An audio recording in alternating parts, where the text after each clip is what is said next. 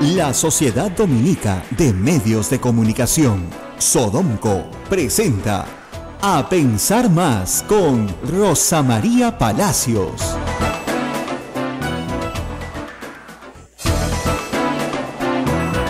Ocho de la mañana, 2 minutos. Hoy es jueves 3 de agosto del año 2017. Buenos días, Rosa María Palacios. Muy buenos días, amigos. Ya estamos jueves, ¿no? Jueves, ya. Ya, pucha, qué rápido, ¿eh? Qué bueno. Esta semana post fiestas patrias es más rutinaria, ¿no? Sí. Pero como que uno comienza a acomodarse nuevamente justamente a la rutina.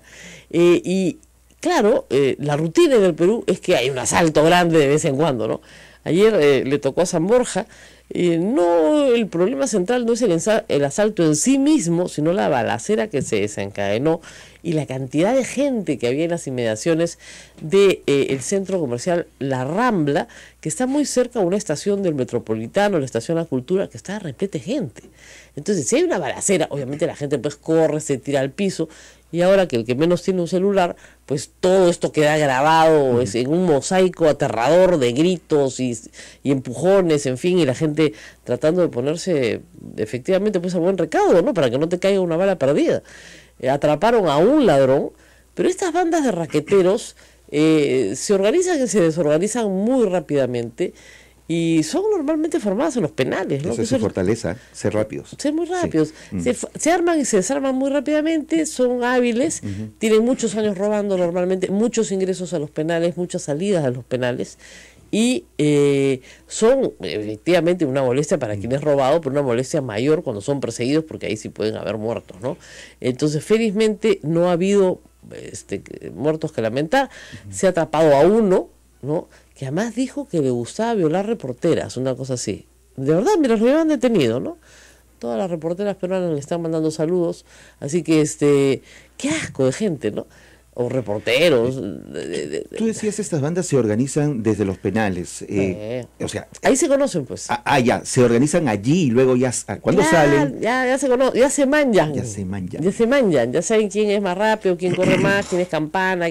Claro, porque empiezan a robar en barrios más o menos cercanos a su lugar, no te digo en su lugar, porque el choro no roba en su lugar, roba en otro lugar, y de ahí se van expandiendo, ¿no? Y van creciendo y van escalando posiciones en la escala del delito, pero la cárcel es normalmente el lugar de reclutamiento, de malograr, ¿no es cierto?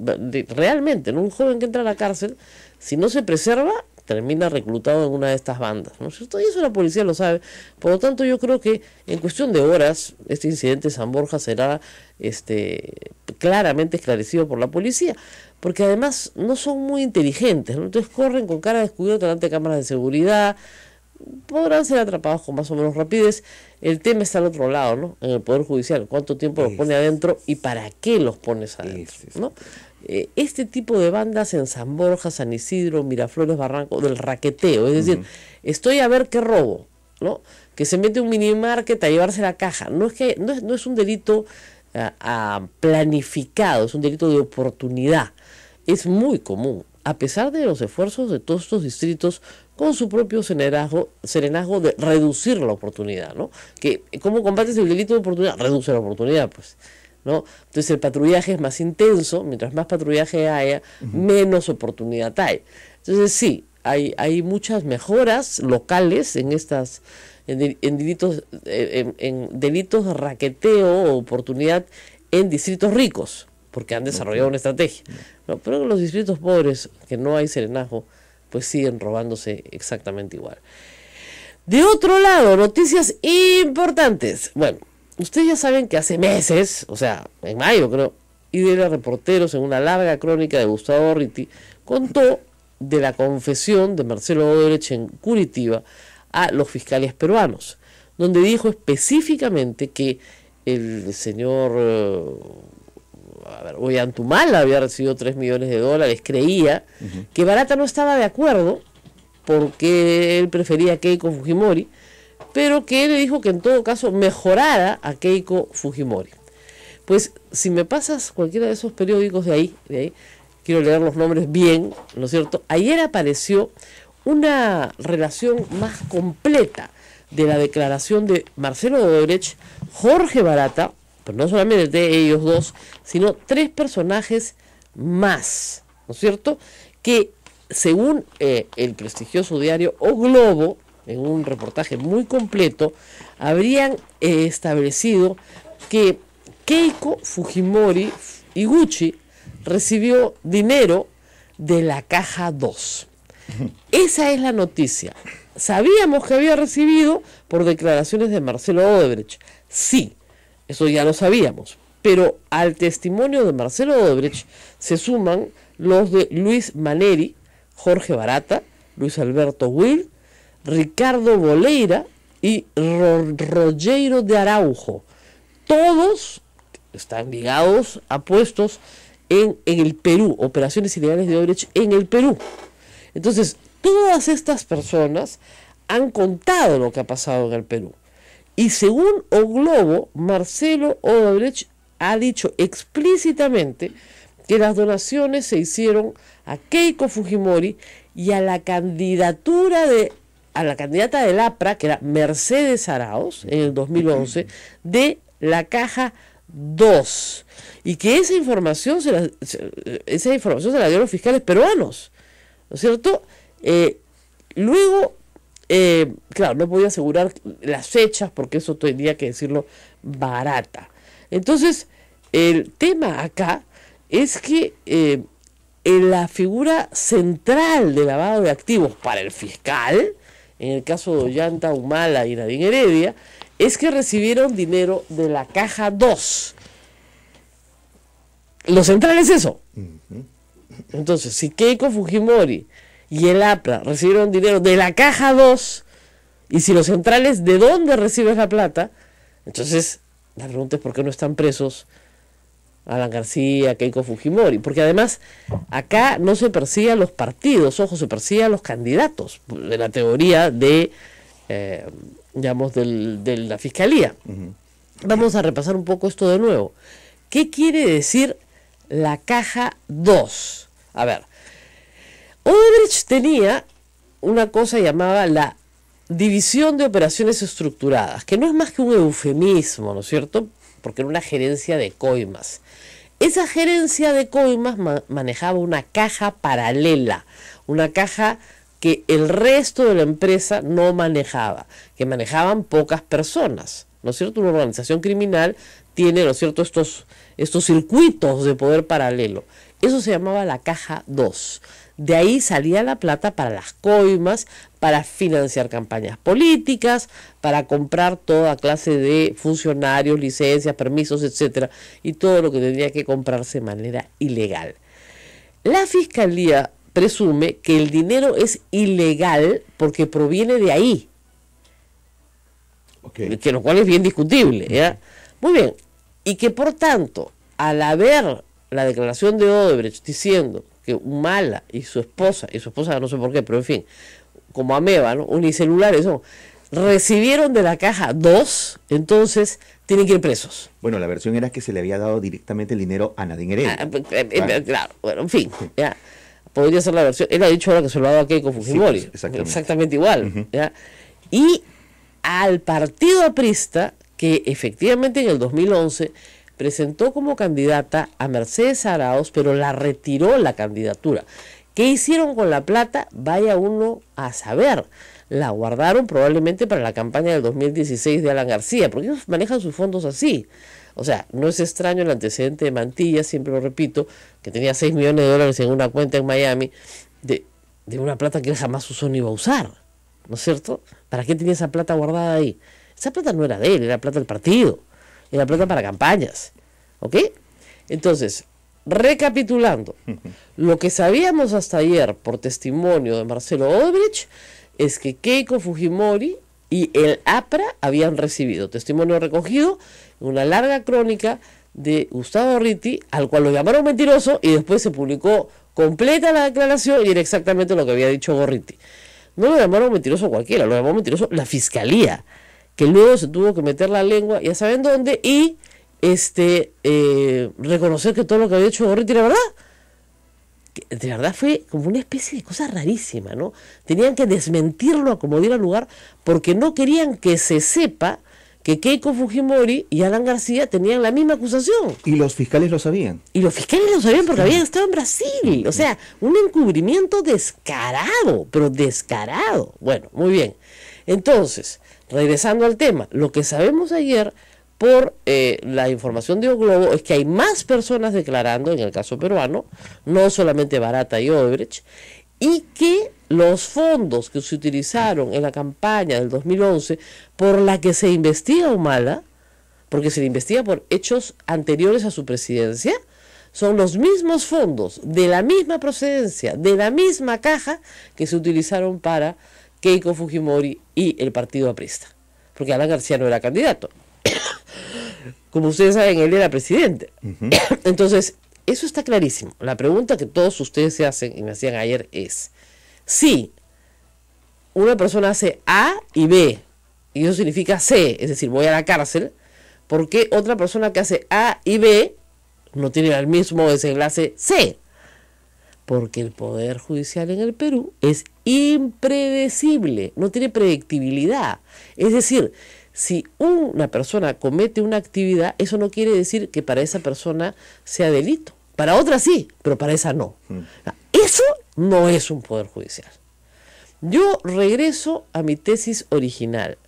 Ayer decían, hay que poner Keiko presa, Keiko presa. No, Keiko Fujimori no puede ir presa por estos hechos. Tampoco Mercedes Arauz. Mercedes Arauz era una candidata invitada de la Prisma, o sea, ni siquiera recibía a ella. Y se desembarcó rápido porque se dio cuenta de lo que era Jorge del Castillo. O sea, que ya lo había tenido en el gabinete, y pero ya lo conoció, ya le conoció las mañas en campaña. Salió corriendo. Y yo no voy a cometer una infidencia diciendo que yo se lo dije. Sal corriendo. Sal corriendo. Con esas personas no puedes trabajar. Terminas metido en problemas graves. Entonces, la señora Mercedes Arauz renunció. Hoy es vicepresidenta del Perú. Y la quieren embarrar, obviamente, pues. Sí, no, ha sido ella. Ella recibió. Ella no recibió nada, pues. Eso está clarísimo. Y renunció muy rápidamente. Los que sí recibieron, claramente, fueron los fujimoristas. O sea, el Keiko Fujimori, que llegó a la segunda vuelta y la peleó con Humala. Con financiamiento de Odebrecht, los dos. Y los dos lo niegan. Aquí la declaración dice claramente, ¿no? El dinero ha sido entregado a la lideresa de Fuerza Popular. Así es, a ella. Es la única. A ella. Claro. Además, ¿qué institucionalidad puede tener, pues, Odebrecht? Digamos, el partido fujimorista. Es o a ella, o a Pierre Figari, o a Ana Vega. O sea, no hay más. Claro. Y en esa época, Jaime Yoshiyama. No hay más. Esos eran las personas encargadas de toda la campaña. Entonces, no hay forma. En el caso del APRA es diferente, porque es un poquito más institucional. Entonces, si se lo entregaron a Jorge del Castillo en efectivo, no lo sabemos, ya lo contará, dirá que no, jamás. A mí jamás, señor. A mí centavos jamás. ¿No? Así decía Alan García. A mí centavos jamás. Millones sí. No, es una broma, no se moleste, señor García. Yo sé que nos escucha desde Madrid, pero qué mala la frase de a mí centavos jamás, ¿no? Qué tonto. Pues si te la ponen en bandeja, pero en fin. En el caso de Keiko Fujimori, ¿no es cierto?, tiene exactamente la misma situación fáctica, o sea, de hecho, que Ollanta y Nadine Heredia. Exactamente igual. Con la misma declaración del mismo fulano y diciendo que procede del mismo sitio y que se le ha entregado a ella. ¿Ya? Entonces, bueno, todos se preguntan por qué no está presa. Y yo regreso a la verdad. Ni ella ni nadie puede ir preso por eso. Anoche estuve en la presentación de un trabajo colectivo de egresados de la Universidad Católica, de la Facultad, de la Escuela de Gobierno y Ciencia Política, dirigidos por Fernando Tuesta, que presentaba como editor un libro sobre las elecciones del 2016. Y muy interesante, porque de nuevo en el artículo, tiene un título muy sugerente, ¿no? Campañas ricas, partidos pobres. Por todo el partido lo volteas, no tiene un centavo, pero la campaña es multimillonaria. Y donde se explica por enésima vez que no hay imputaciones que puedan hacerse desde el Código Penal, ni a la recepción, ni al uso del dinero donado en campaña. Ni a nivel nacional, ni a nivel regional, provincial o distrital. ¿Por qué creen que pues, hay 15 listas que postulan un distrito? Porque todas levantan algo de plata y no tienen ninguna fiscalización. Y eso, fíjense, como decía ayer Fernando, la ley de partidos políticos en el Perú entra en vigencia recién en el 2003, 2004, y antes el tema de financiamiento de los partidos políticos era intocable, no se hacía nada. Ahora por lo menos estamos discutiéndolo, que me parece una buena idea, pero lo estamos discutiendo desde el ámbito penal, cuando penalmente no es el ámbito del financiamiento de partidos políticos, porque no está en el Código Penal. O sea, lavado de activos, ¿qué es? Para regresar una y otra vez al concepto, es un mafioso, que es mafioso siempre, un narco, ¿no es cierto? Un explotador de mujeres, un tratante de blancas, como se decía antes, un exportador ilegal de madera, un traficante de oro ilícito, ya. Un mafioso a tiempo completo, es mafioso siempre, consigue un testaferro para que ese testaferro, de una manera simulada, haga crecer su dinero en la economía formal y se lo devuelva con esa riqueza adicional. ¿Se dan cuenta? Caso Toledo, delito fuente, cohecho. Cohecho quiere decir coima. Odebrecht le paga una coima a Toledo, pero no se la paga a Toledo, se la entrega al testaferro. ¿Quién es? Maiman. Maiman le cuida este dinero, arma un tinglado internacional en Costa Rica, el dinero regresa al Perú a través de su suegra, otra testaferra, pobre señora, para que finalmente llegue al dominio de el lavador, que es en este caso Alejandro Toledo, o sea, el que manda a lavar, el, entre comillas, mafioso tiempo completo, nunca dejó de ser su plata, siempre tuvo el dominio, eso es lavado. Ayer la Corte Suprema, en realidad no la Corte Suprema, hace unos días la Corte Suprema, pero ayer se ha difundido nuevamente jurisprudencia de la Corte Suprema explicando detalles sobre cómo es la probanza de lavado de activos. En primer lugar, la probanza de lavado de activos, la carga de la prueba está en el fiscal. El fiscal tiene que probar dos cosas: la procedencia ilícita del dinero, ¿ok? Y dos, que este dinero haya generado una riqueza, ¿no es cierto?, para que sea devuelta al original delincuente que no pierde el dominio del bien. No es nada difícil de entender, ¿no? Bueno, son unas bestias en la Fiscalía, discúlpenme, porque no hay forma de que lo entiendan. Y que dice la Corte Suprema que el mero enriquecimiento del patrimonio, el mero aumento patrimonial, no es lavado. No es lavado. Lavado es otra cosa. Es, y los verbos son clarísimos, he traído el Código Penal, es tener, ¿no es cierto?, adquirir, transformar, derivar a otra persona, sacar del ámbito para ponerlo en otro ámbito. Eso es lo que hace el delito de lavado de activos.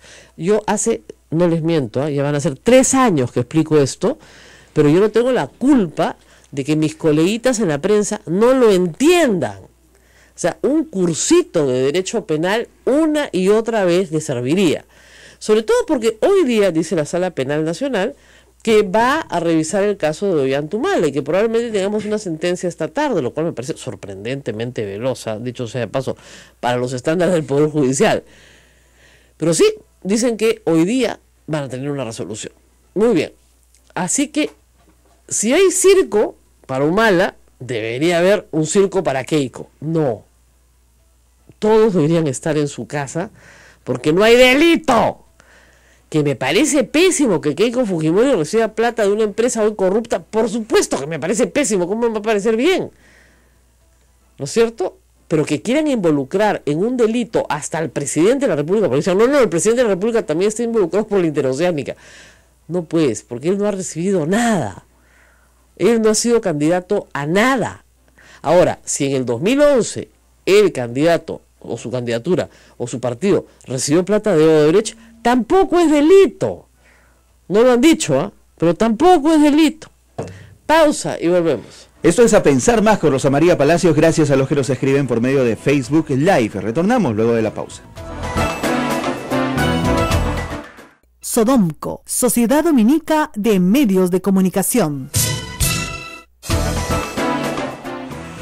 8 de la mañana, 23 minutos, gracias a nuestros amigos que nos sintonizan a través de las diversas emisoras de la Sociedad Dominica de Medios de Comunicación, por ejemplo en Radio Santa Rosa, que también nos lleva a ustedes a través de Facebook Live, a RSD, Radio Santo Domingo Chimbote, a Radio San Martín Arequipa, a Radio Veritas, RTV Cusco, y también a nuestras emisoras hermanas, Radio Cepagua Ucayali, Radio Quillabamba La Convención y Radio Madre de Dios en Puerto Maldonado. Bueno, quiero contarles que hay una explosión de información sobre el caso Odebrecht, el caso Lavallato en general y en particular Odebrecht, porque periodistas de todos los países afectados están sacando obviamente la información de su país. Esto está pasando en Panamá, en Santo Domingo, en Ecuador, en Venezuela. Usted no sabe la cantidad de plata que ha recibido Maduro, etcétera, etcétera. Así que ahora hay mucha información porque muchos grupos periodísticos a nivel regional están trabajando. Gustavo Borriti está recogiendo parte de esa información, una alianza que tiene con un grupo de periodistas latinoamericanos. Así que si están interesados en otros países también hay información. Pero hablando de Maduro, ayer se mandó, y lo escuché todo, a decirle de nuevo a Kuczynski, que es un perrito que le mueve la cola, no al presidente Trump, sino a Trump. Dice, le mueve la cola a Trump. Una bestia ese nombre. Y es de verdad, es como, tú lo ves y lo dices, ¿y de dónde ha salido este dinosaurio? Y miren la bestialidad que dijo. Dijo que en el Perú, el 30% de los peruanos no está inscrito en el padrón electoral. O sea, los pobres. ¿Qué tal pachota? O sea, no tiene idea. En el Perú DNI tienen los niños al nacer, porque de esa forma tienen CIS, ¿no es cierto? Al contrario, este es uno de los países que tiene mayor registro de personas, porque el registro no es voluntario, el registro es obligatorio. Porque el DNI, el Documento Nacional de Identidad, es también una libreta electoral. Bueno, es deber y derecho a la vez, ¿no? Exactamente, Claro. es doble. ¿Ya? O sea, no solamente es tu documento de identificación, sino que te permite votar. Así es. Entonces tienes que estar inscrito de todas maneras, porque si no, no recibes acceso a la educación, salud, etcétera. ¿Ya? O sea, un ignorante a la vela. Pero luego dijo que de esos que habían ido a votar, solo el 14% habían votado por Kuczynski. No hubiera ganado, pues, ¿no? Claro, pues, o sea, ¿por qué Keiko Fujimori? Pero si este ya no le cree ¿O nadie, será ¿no? que eso pasa en Venezuela de repente, Exactamente, y ahí viene la historia. Claro. En Venezuela no va a votar, el voto no es obligatorio, como es en el Perú. En el Perú nosotros tenemos un absentismo más o menos del 20%, 18% fue en las últimas elecciones, puede ser 16%, que se explica por migración. O sea, el 10% de la población peruana migró en un intervalo, digamos, de 5 años, y se explica también por que la gente se enferma, porque la gente está en el hospital, etcétera, etcétera, y porque la gente se muere y no llega a salir del padrón, ¿no es cierto? Entonces, o porque simple y llanamente no le dio la gana de ir a votar, que también es posible, o porque trabajó ese día, o por otros impedimentos, ¿ok? Pero el asunto es que en el Perú va a votar más del 80% de la población, siempre, o sea, no es novedad. No es que van los que les provoca ir. Y además, les dijo a los congresistas, ustedes han sido elegidos con el 44% de votos del padrón, de los que fueron a votar. O sea, eso es una cosa que yo no entiendo de las elecciones venezolanas. Asistieron 8,5 millones de personas. Ya, pero que asistan no quiere decir que voten por ti. Claro. No, basta con que asistas y ya eres de Maduro. Es una cosa bien extraña, ¿no? Lo cierto es que ya quedó clarificado que la empresa que vendió el software para hacer elecciones en Venezuela y que ha validado las elecciones anteriores de Maduro y de Chávez, Smartmatic, una empresa de Londres, ha dicho que en esta ha habido fraude de todas maneras. La misma empresa. La que prestó el servicio. Sí. O sea, que ellos diseñaron un software para detectar fraude y que en este caso, no en los otros, pero en este caso hay fraude de todas maneras. Están declarando millones de votos que nunca subieron. O sea, en realidad la soledad de Maduro externamente es gigantesca, pero internamente está clarísimo, ¿no? Y ya se sabe que esa elección es fraudulenta. Igual se reunió con sus constituyentes. Si ustedes vieran la pinta de los constituyentes, esos son los constituyentes, ¿qué constitución van a hacer? Parecía que se estaba vendiendo un día de campo, ¿no? Entonces, esos constituyentes, entre comillas, que se reunieron ayer con él, lo que se temía es que ayer tomaran la sede de la Asamblea Nacional, que está ocupada por las fuerzas de la oposición, que legítimamente ganaron ese derecho, es así, en una elección popular que le ganaron a Maduro. ¿ya? Entonces se presume que este viernes van a ir por la fuerza a tomar la asamblea. Bueno, está prevista la instalación de la asamblea constituyente. Por eso, pues, significa que los congresistas actuales se van. Entonces se van a agarrar a golpes, pues va a ser un baño de sangre. Claro. Están tratando de impedirlo como dar lugar, ¿no es cierto? Y eso es lo que Maduro quiere, ¿no? Situaciones de ese extremismo, ¿no? Hoy día lo llaman el último stalinista, y eso es verdad, es la mentira, la manipulación. El martes, la próxima semana, de reunión de cancilleres en el Perú.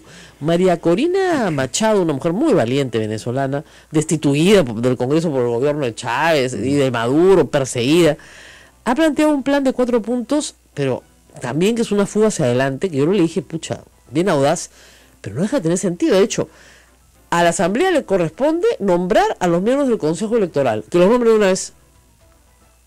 De frente. A la Asamblea le corresponde nombrar embajadores, que nombre embajadores en todos los países que han rechazado la Asamblea Constituyente, que son más de 40 países en el mundo. ¿Ya? Que nombre embajadores ya.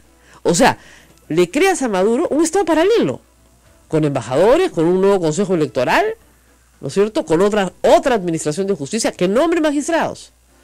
Y pedirle a los países que se apliquen sanciones personales a toda la cúpula del chavismo, y que no solamente eso, sino que se confisquen los bienes de todos los chavistas en el exterior, que parece que son fortunas, para crear un fondo de reconstrucción de Venezuela.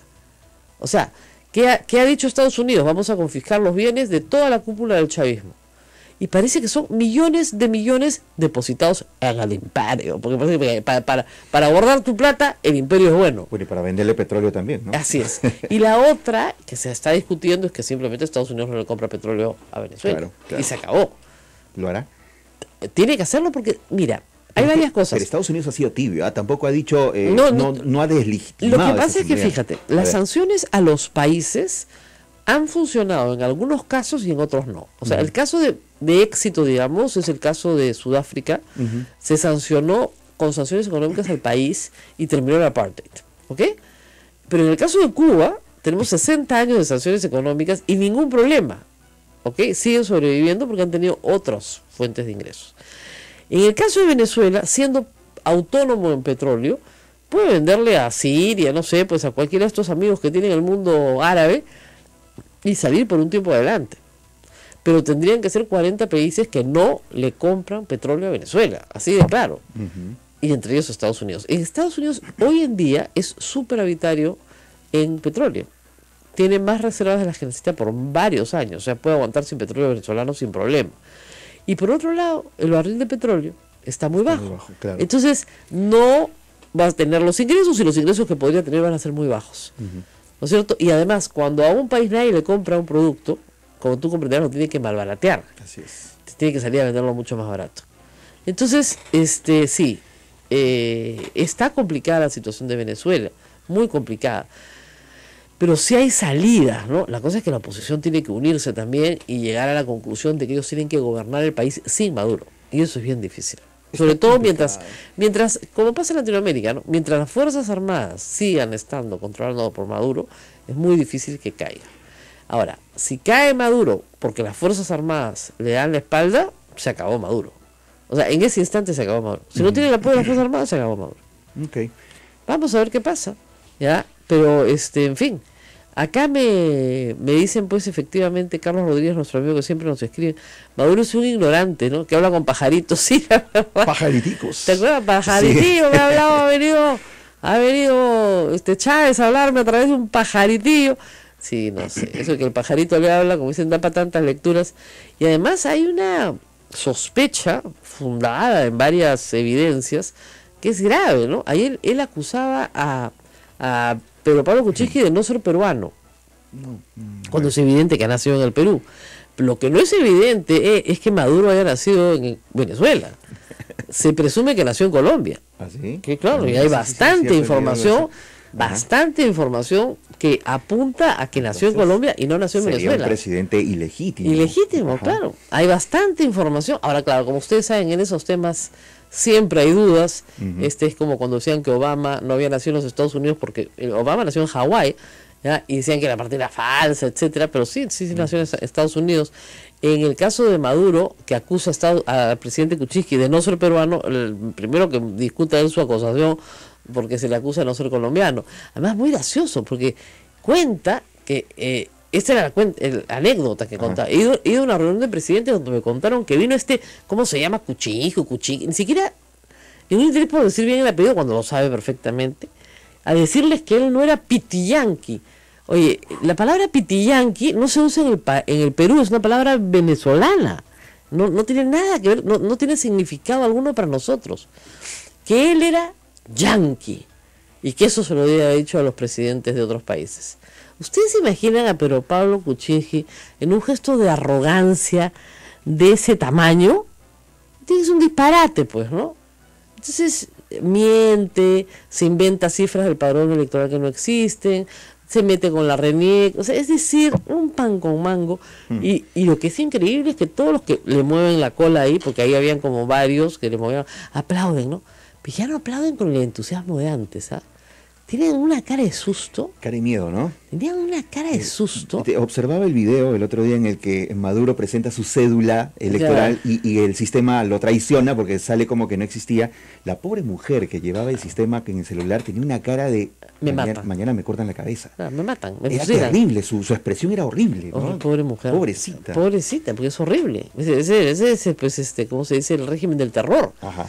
Entonces, hay mucha gente que va a votar aterrorizada porque las represalias van a ser grandes, pero cada día más venezolanos salen a protestar a las calles. Miren, ya van 130 muertos.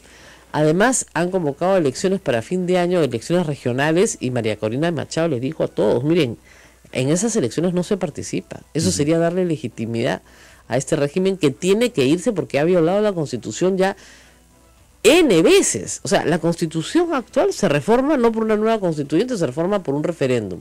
El referéndum lo ha ganado simbólicamente la oposición. Ya, pues, ¿qué más? ¿Ya? Esta constituyente no tiene los votos, no tiene la legitimidad. Han elegido personas específicamente afines a Maduro. La oposición no ha participado porque es una trafa. Entonces, ya pues, claro, ¿no? O sea, se acabó. Alguien debería decirle a Maduro, se acabó. Ya son 20 años, ¿no? Ya, se acabó. Desde 1998, en que Chávez llega al poder, no han parado de destruir Venezuela. Y ese es el otro problema grave, la situación económica de la gente. Dios mío, o sea, la escasez, las colas, la falta de lo más básico, de salud, de educación, etcétera. O sea, es como nosotros en el primer gobierno de Alan García. Yo lo vi igualito, bien parecido. Si algún joven peruano quiere saber cómo era el Perú en esa época, mire, y asume el terrorismo, ¿no? Asume el terrorismo. Bueno, vamos a hablar después de la huelga médica, pero creo que va a estar un poquito difícil, porque los médicos parece que se comprometen a venir y después se mueren de miedo y se van a otro sitio. Pero bueno, nos veremos en un instante, volvemos.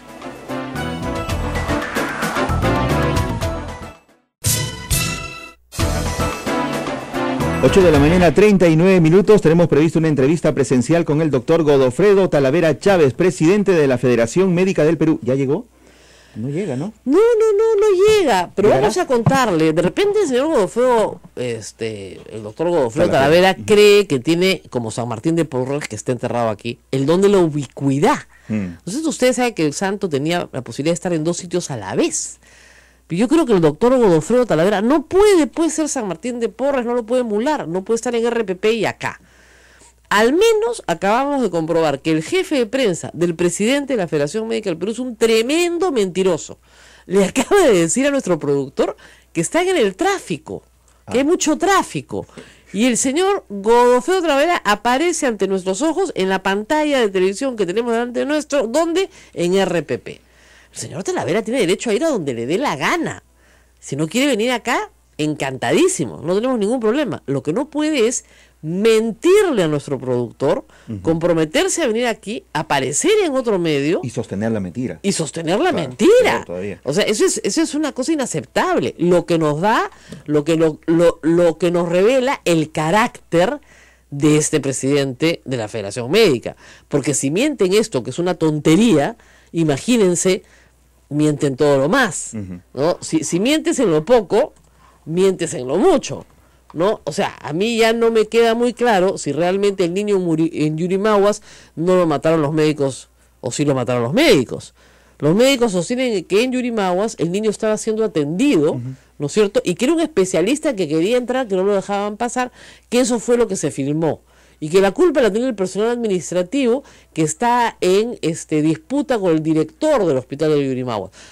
Eso es lo que dice el señor Talavera. Hasta hace unos minutos yo podría creerle, pero ahora me consta que es un mentiroso. Entonces, ¿cómo le creo? Me consta que miente. O sea, si miente lo poco, estamos en el tráfico. Mienten lo mucho, pues. ¿Cuál tráfico? Si lo estoy viendo en la pantalla. Acá no viene, nunca más. A mí, no, miren, no me molesta que no vengan al programa. Yo entiendo que este es un programa humilde, es una radio pastoral, que se escucha en provincias alejadas del Perú, que son provincias olvidadas del Perú. Entonces eso yo lo entiendo, pues somos olvidados, no hay ningún problema. Pero lo que no voy a soportar es que a mi productor Abel Ángeles lo agarren de sonzonazo, porque nosotros no somos ningunos sonzonazos. Así de claro. Entonces vayan a contarle historias a otra parte. Godofredo Talavera, presidente de la Federación Médica, si mienten lo poco, mienten lo mucho. Así de claro. Entonces, mentirosos, representantes de los médicos. Imagínense usted un médico mentiroso. Qué terrible. Eso es como un cirujano con Parkinson, ¿no? Claro. Ya lo voy a operar, No, señor doctor, usted no me puede operar. Un médico mentiroso, que te miente. Entonces, yo no podría atenderme con un médico que me miente. Sería inaceptable. O sea, lo primero que un médico te tiene que decir es la verdad. Sí, señor, está curada, ¿no? Entonces vas contento y te da el infarto en la puerta, ¿no? Ya pues, ¿no es cierto? Ni siquiera se entiende su huelga, ni siquiera se entiende. Van a hacer huelga por 30 días, porque claro, cada 30 días cobran. Paran el día de cobranza, ¿no es cierto? Van y cobran. Yo quiero hacer huelga así. Podemos, a ver, ¿por qué no nos organizamos una huelguita en la cual no venimos a trabajar, pero los días 30 venimos a cobrar? Sí, ¿no? Estupenda huelga, ¿no? Igual que los maestros. La ministra ya le dijo a las direcciones regionales, ustedes tienen que descontarles o simple y llanamente se les aplica la sanción de despido por inasistencia al trabajo. ¿Ustedes creen que las direcciones regionales hacen eso? No, se mueren de miedo, Y por eso nosotros habíamos dedicado este programa en buena parte para hablar de la huelga médica. Hoy día jueves, ¿no es cierto? Estamos jueves 7 de agosto, perdón, jueves 3 de agosto, hoy día íbamos a hablar de la huelga médica. Todo el programa. Su presidente, señores médicos, se fue a otra parte. Nos mintió, ha podido decir, yo no puedo ir, pero puede ir el vicepresidente, puede ir el otro señor que está sentado a mi costado, que está con la boca callada porque no lo han dejado hablar, puede ir cualquiera, ¿ya? Pero no, él dijo que venía. Ellos acaparan todo y no vienen y se van a RPP, que yo me imagino que es mucho mejor ir al RPP. Pero lo que va a haber acá es ¿cómo se dice? La aplicación también pues de una sanción, ¿no es cierto? Así es. De la huelga médica aquí no se habla. ¿Por qué? Porque los médicos nos han mentido. ¿Ya? Está furioso mi productor, no, mi productor se ríe de todas las barbaridades que yo digo. Pero es verdad, pues. Bueno, Rosa María, es que hay que decirlo, ¿no? La gente escucha o ve al invitado y listo, pero hay un trabajo detrás de todo esto. Se sigue a los invitados desde varias horas antes del día anterior. Así es, días. A veces quedamos 2 días antes, 3 días antes. Y mientras este programa está en el aire, el productor está llamando al invitado para ver que venga, ¿no? Así es, mentiroso. Imagínense cómo son los demás. Claro, nos mienten a todos, todo el mundo se está quejando. Es un mentiroso. Entonces, si tenía la posibilidad de venir con otra persona, ha debido mandar a otra persona. Nosotros no tenemos ningún problema. Queríamos saber cuál era la posición de los médicos. Ahora los médicos en este programa no tienen posición porque su presidente es un mentiroso y su jefe de prensa un mentiroso peor. Le acaba de decir a nuestro productor que están atrapados en el tráfico y los estamos viendo. Somos una radio pobre, pero felizmente tenemos varios televisores acá, ¿no? O sea, somos pobres, pero no tanto, ¿no? Tenemos monitores donde monitoreamos lo que está pasando en otros canales. Entonces, ya pues, somos pobres pero dignos. Entonces, no, pues, es un mentirosazo, imagínate. Entonces, ¿quién les va a creer? Además, miren, en el sector público los que mejor ganan son los médicos y trabajan 6 horas diarias. Exacto. 6 horas diarias, eso es todo lo que trabajan. jornada de 36 horas, para que no se cansen, ¿no? Porque ellos se cansan más que el resto de los seres humanos. Y tienen clínicas en algunos casos, ¿no? Todos tienen consultorio privado, clínica privada, o sea, reciben como una especie de sueldito del Estado, que de repente son 5.000 soles, 3.000 soles, 4.000 soles, no está tan mal. Y además tienen su clínica privada. Y además en la salud pública experimentan, ¿no es cierto? Porque como son dioses y nadie les puede cuestionar nada, nadie les puede decir, oiga, señores, ese tratamiento que está ustedes haciendo con mi esposa no es el mejor, tal vez habría que hacerle otra cosa. Yo justo estaba hablando ayer con el señor Carlos Rodríguez y me contaba cómo a su esposa le quieren hacer biopsias que en realidad no tienen ningún sentido, pero ya ningún sentido. Pues ya está declarada la enfermedad. Claro, entonces, claro. ¿para qué? Maltratarla, ¿no? Claro, porque quieren hacer su experimento, pues, ¿no? Sí. Entonces, y como él dice, te tratan como una persona que no tiene ninguna instrucción, entonces ellos deciden por ti. ¿Con qué derecho? He dicho que no firme nada, ningún consentimiento informado ni nada, nada. A un médico que no te explica nada. Entonces, mienten pues. ¿Qué podemos hacer? Miente, todo el mundo miente acá. Entonces, si el señor no quiere venir, que no venga, pero que no nos venga con mentiras. Hay buenos médicos en el Perú, claro, todos los que me ven a mí son buenos. De verdad, porque yo los escojo. Tengo la suerte de tener un seguro privado y poder escoger a mis médicos. Y si no alcanza para pagarles, les pago yo con mi plata. ¿No es cierto? O sea, lo que pasa pues, con tu plata pagas tu médico, pues si el seguro no cubre lo que vale la consulta del médico, la pagas tú con tu plata. Y son buenos y son honestos. Pero lamentablemente tenemos un conjunto de médicos que están sobre todo en el sector salud, que no le dan ninguna explicación al paciente, que lo tratan mal, y no solamente médicos, enfermeras, que dicen tontería y media, que maltratan a pacientes, y sobre todo a mí lo que más pena me da, les voy a decir, esto es horrible ya, pero mucha gente manda a sus parientes desde provincia a hospitales nacionales en Lima para ser atendidos, y son viejitos solos que están tirados en una cama con gente que los maltrata sin un solo familiar al lado que los pueda defender. Y eso pasa en los hospitales en Lima. Si usted tiene un familiar que está gravemente enfermo en provincias y ya no hay nada que hacer, déjelo en su casa, señora que me escucha en todo el Perú. Déjalo morir tranquilo junto a usted. Porque lo que le van a hacer en Lima es horrible. Es tenerlo tirado en una cama sin que nadie lo limpie, sin que nadie lo bañe, sin que nadie le dé comer. Es verdad. ¿No? Es duro, pero es verdad. Es verdad, amarrándolo a la cama, maltratándolo. Nadie se preocupa de que tenga un pijama limpio, nadie se preocupa de que tenga una sábana limpia. Ese es el trato de los hospitales del Perú. Eso es lo que le quería decir al señor presidente de la Federación Médica. Pero claro, como sabe que yo se lo voy a decir, probablemente sale corriendo. Porque no me vengan a mí con huelgas de que quieren ganar más. Todos queremos ganar más cuando tienen doble ingreso, pues, y todo el mundo lo sabe. Y además de tener doble ingreso, maltratan a los pacientes. Y el personal asistencial de salud maltrata a los pacientes. Evidentemente sí, pues, no les compran la cantidad de sábanas suficientes, es verdad. Pero al paciente le piden todo. Desde el catgut, la aguja, la gasa, los guantes. Pañales. El pañales no está incluido. No. En el INEN te piden los guantes. Y llega el doctor, ¿y los guantes? Ay, doctor, yo pensé que usted tenía sus guantes. No, guantes tiene que traer usted. Es cierto. Sí. Guantes. El señor Carlos Rodríguez se compró su cajita de guantes para que examinen a su mujer. ¿Y sabe qué les pasó? En el 5º piso del INEN se la robaron. Entonces yo dije, ¿sabe qué, señor? Compre una cadena, ¿ya? Una cadena con un candado, y en la mesa de noche está la de su mujer, ahí mete las cosas con la cadena y doble candado. Es que a ese extremo hay que llegar. Esos son los hospitales del Perú. Y esto, huelga. De verdad, si usted tiene un familiar que ya no hay nada que hacer, resígnese, quédese con él, acompáñelo en su casa, rodéelo de amor, de su familia, cálmele el dolor, que eso se puede hacer, ¿no es cierto? Rece con él y acompáñalo a morir. Porque mandarlo a Lima, a un hospital, me decía el señor Carlos Rodríguez que en el INEN no se imaginan la cantidad de enfermos de cáncer, sobre todo adultos mayores graves, solos. Porque no hay plata para mandar a un familiar desde provincia que se quede 2 o 3 meses cuidándolo en Lima. Claro. No hay, pues. Porque ese familiar está trabajando justamente para mandar plata. Entonces, ¿quién lo cuida? Supuestamente el Estado. ¿Lo cuidan?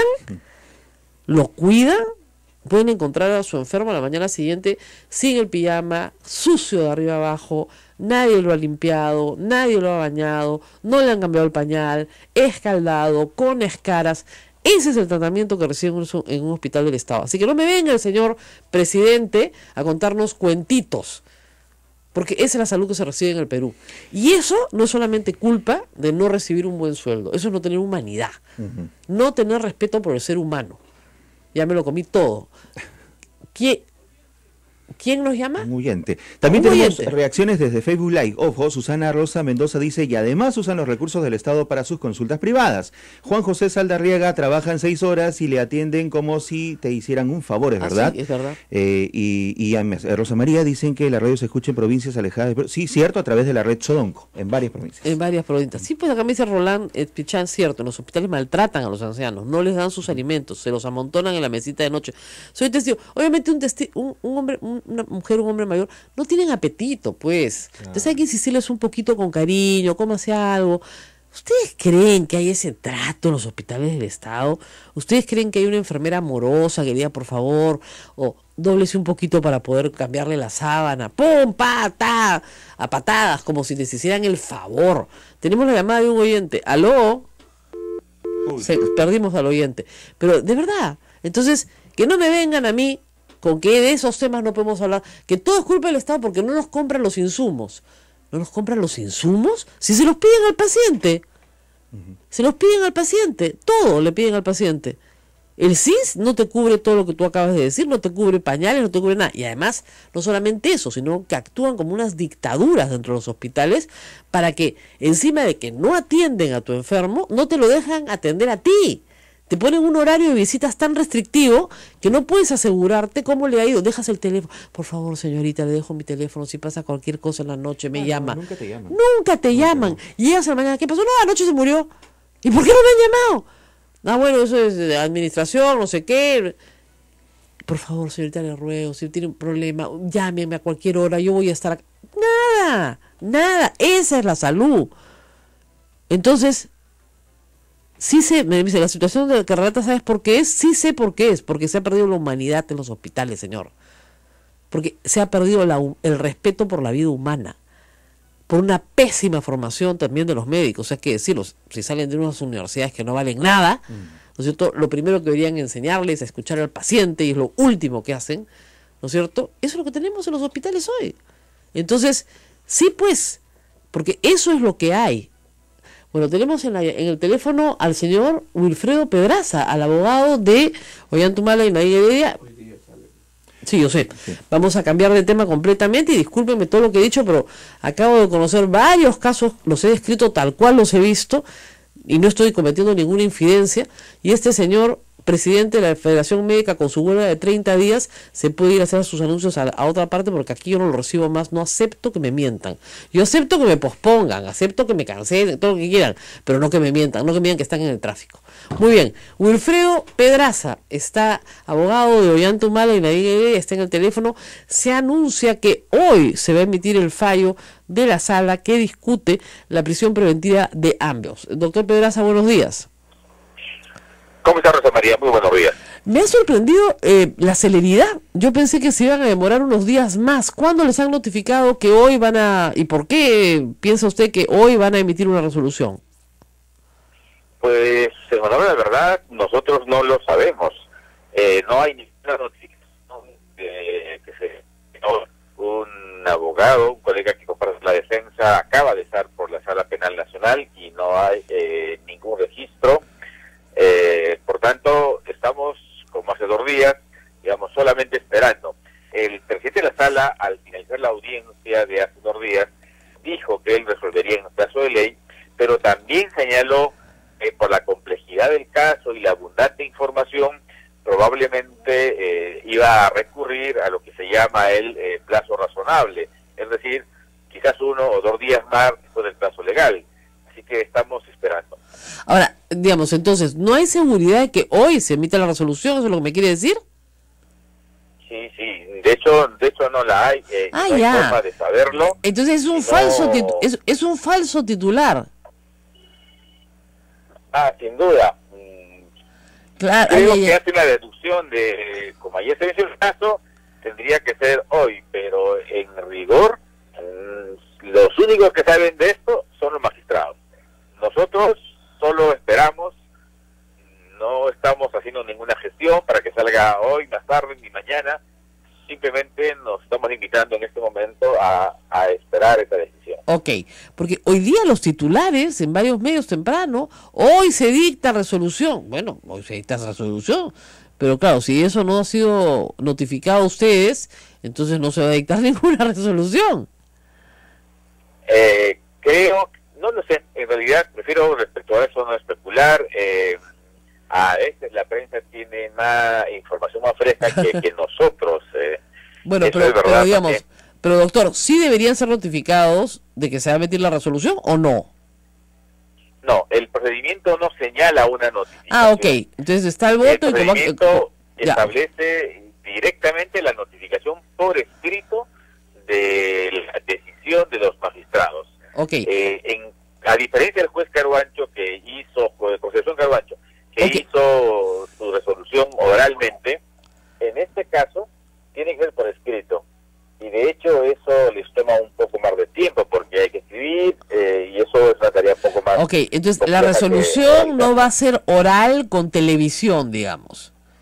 No, nos notifican mucho mejor a Fiscalía y a nosotros a las casillas electrónicas, de manera que no hay audiencia ni ningún contacto con los jueces. Perfecto. Apenas sean ustedes notificados por casilla electrónica, pues nos enteraremos nosotros del resultado. Pero el tema acá, doctor, es que, claro, la prensa quiere la espectacularidad, ¿no es cierto?, de una sala leyendo una resolución con cámaras de televisión, etcétera, etcétera. Eso no va a haber hoy día, ni en estos días. Eso no va a haber. No va a haber. Entonces hay que avisarle a los coleguitas que no tienen que mandar cámaras al juzgado porque eso no va a haber. Y las únicas dos partes que van a conocer la información de inmediato son la defensa de los Humalas y el fiscal. ¿Nadie más? Eso es correcto y es probable que de repente el Poder Judicial, como lo está haciendo últimamente, saque un comunicado resumiendo brevemente la decisión, digamos, pero no habrá audiencia, no habrá lectura de esa decisión, solo una notificación. Así es.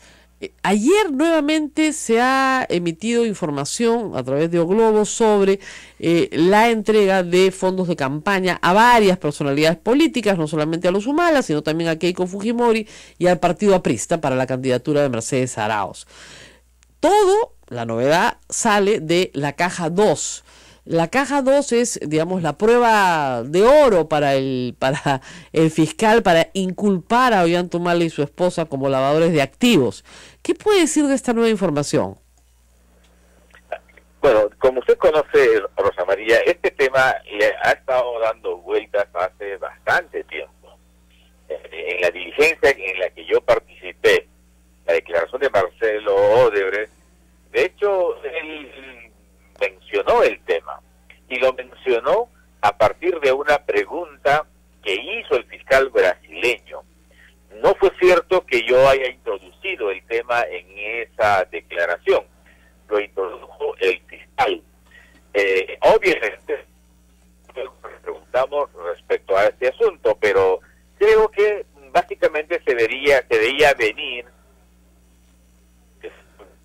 o debe estar arreglado que para fines de campaña la política de su empresa y de todas sus satélites era participar económicamente en las campañas electorales. En ese entendido, pues resultaba bastante particular la declaración de Barata, limitándose solo a mencionar al Partido Nacionalista. Creo que es una declaración ciertamente parcial, convenida, hoy rectificada por Marcelo Odebrecht. Bueno, probablemente vamos a tener más sorpresas en este caso. Le agradezco esta aclaración, doctor Pedraza, porque efectivamente se había generado una falsa expectativa sobre una resolución más o menos más espectacular, con una sala llena de reporteros, ¿no es cierto?, citando a las dos partes, etcétera, a lo Concepción Carhuancho, digamos, pero eso no va a suceder. Gracias por esta precisión. Sí, en efecto eso no va a ocurrir porque el modelo procesal en esta parte establece la obligación de los magistrados a notificarnos incluso Así es. Bueno, muy bien, gracias doctor, gracias por estar con nosotros esta mañana. Y a la espera de esa resolución, nosotros nos vamos despidiendo. Acá me dicen, te has arrebatado, Rosa María, con el tema médico. Y una persona me dice, ese doctor no va porque le vas a hacer las preguntas que hacemos todos los pacientes del Perú. Está claro. Claro, pues que va a venir, se muere miedo, le iba a contar todo lo que ustedes acaban de escuchar, ¿no? Y acá me dicen, lo mejor es mantenerse sano, eso es verdad, de verdad. Uno si puede evitar el doctor, evítelo, miren, acomodé lugar. Hay que mantenerse sano, comer bien, dormir bien, estar contento, ese tipo de cosas, hacer ejercicio. Ser felices, pero alejarse del doctor todo lo que se pueda. Bien. Y alejarse sobre todo de los grandes hospitales. Hay que ir, yo creo que la gente a veces piensa que en el gran hospital te van a tratar mejor.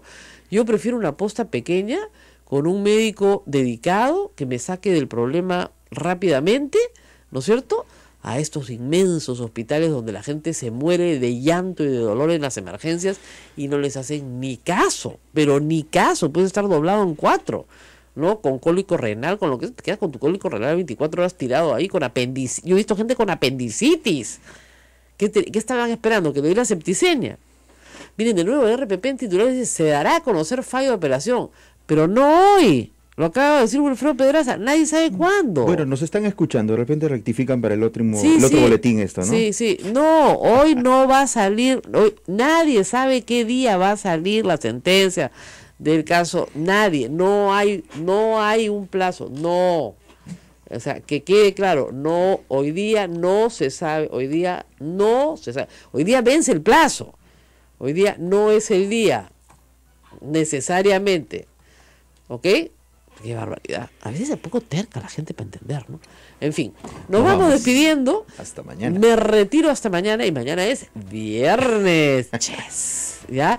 Nos despedimos. Chau, chau. Cuídense.